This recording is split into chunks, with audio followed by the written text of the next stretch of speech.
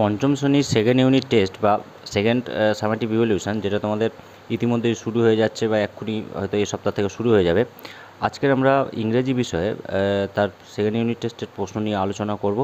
তো তোমরা ইতিমধ্যেই দেখতে পাচ্ছ এটি একটি স্কুলের প্রশ্ন, ঠিক আছে। Second summative evaluation 2024, full marks 20, সময় 40 মিনিট, নাম, রোল নাম্বার, সেকশন দেওয়া আছে, টিচার সাইন, মার্কস অফ 10 দেওয়া আছে। এটা ফুল মার্কস 20 নম্বরের পরীক্ষা। তো আমরা পরপর বিভিন্ন সাবজেক্টের প্রশ্ন পোস্ট করতে থাকবো। তোমরা কি করবে, তোমরা অবশ্যই ভিডিওটা লাইক করে চ্যানেলটিকে সাবস্ক্রাইব করে দেবে, তাহলে সবার আগে আমরা যখন প্রশ্ন পোস্ট করব তার নোটিফিকেশানটা তোমাদের কাছে চলে যাবে। তো চলো আমরা সরাসরি প্রশ্ন উত্তর নিয়ে আলোচনা পর্ব শুরু করে দিই। তো তোমরা ইতিমধ্যে দেখতে পাচ্ছ যে রিড দ্য ফলোয়িং কোশ্চেন, অর্থাৎ একে দাগে যেটা বলেছে read the following passage and answer the question.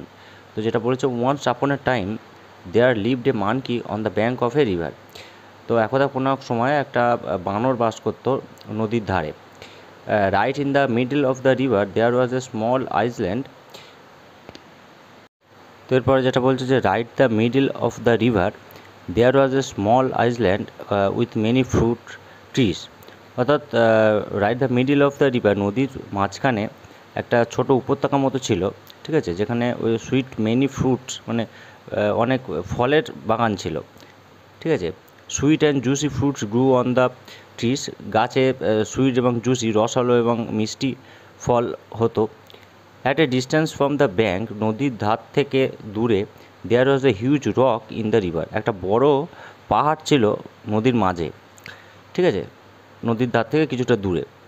তারপর বলছে যে a part of it was above water.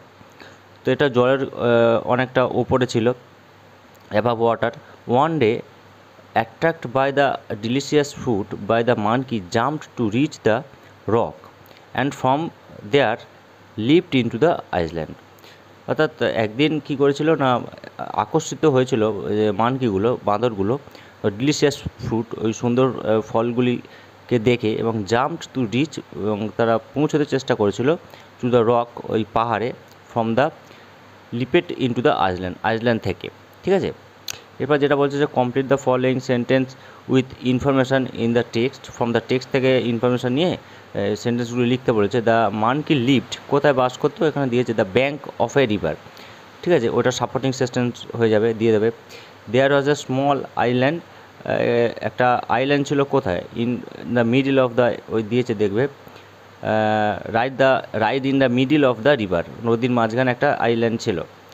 এবার বলছে যে it was a distance from the bank, মানে নদীর ধার থেকে কতটা দূরে, small island with the fruit, এখন বলেছে দেয়ার was a it was a distance from the bank, ঠিক আছে, ব্যাঙ্ক থেকে ওটা ছিল, ওইটা ওই সাপোর্টিং সেন্টেন্সটা তোমাদের লিখতে হবে। এরপরে write the true and false sentences লিখতে হবে। দিয়ে বলেছে যে sour fruits grew in the trees, sour মানে টক ফুল, না রসালো এবং মিষ্টি ছিল, এখানে দেওয়া আছে সেকেন্ড লাইনে, ঠিক আছে। যে দেখবে এখানে দেওয়া আছে সুইট অ্যান্ড জুসি ফ্রুট, তো এখানে সোর ফ্রুট দিয়েছে, এটা ফলস হয়ে যাবে, আর ওটা সাপোর্টিং সেন্টেন্সটাও আমি বলে দিলাম। এরপর a part of the rock was above water, এটা ট্রু, ঠিক আছে, একটা অংশ, পাহাড়ের একটা অংশ জলের উপরে ছিল, এটা ট্রু হয়ে যাবে। এরপরে দুয়ের দাগে যেটা বলছে যে use the right verb from the field in the chart. Present past participle দিয়েছে রিড, রিডের প্রেজেন্ট টেন্স হবে রিড হয়ে যায়। এরপরে ডু বলেছে ডু ডিড ডান হয়ে যাবে। তিনের দাগে যেটা বলা হচ্ছে দেখো, fill in the blanks with present continuous tense of the given verbs. ব্যাকের মধ্যে যে গিভেন ভার্ব দেওয়া আছে সেগুলোর প্রেজেন্ট কন্টিনিউয়াস টেন্স করতে হবে। এ ম্যান ড্যাশ সিট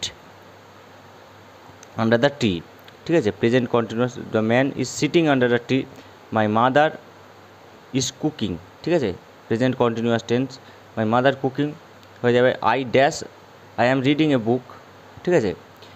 তারপরে এটা এই ফিল ইন দ্য ব্ল্যাঙ্কসটা করে দেবে, এটা তো 3 নাম্বার আছে, আগেরটা 2 4 নাম্বার আছে।